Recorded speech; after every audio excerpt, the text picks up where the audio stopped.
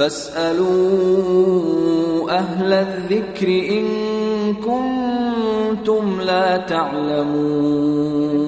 محترم آصف دبئی سے سوال کرتے ہیں، ان کا سوال یہ ہے صباح الخیر یا گڈ مارننگ کہنا کیسا ہے؟ دیکھیں، مسلمانوں کا طریقہ سلام کرنے کا جو نبی کریم صلی اللہ علیہ وسلم نے سکھایا وہ تو یہی ہے کہ السلام علیکم یا السلام علیکم ورحمۃ اللہ یا السلام علیکم ورحمۃ اللہ وبرکاتہ.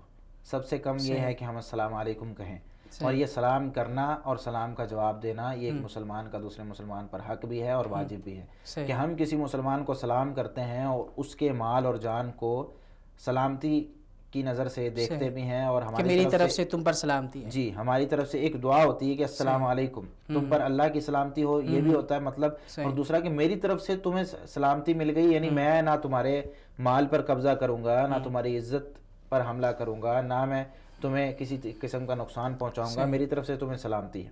تو سلام کرنا یہ اسلام نے ہمیں سکھایا.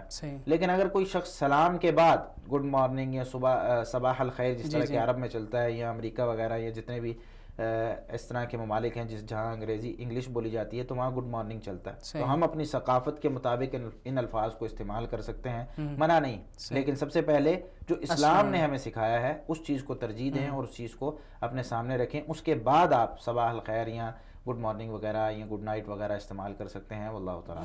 فاسألوا أهل الذكر إن كنتم لا تعلمون.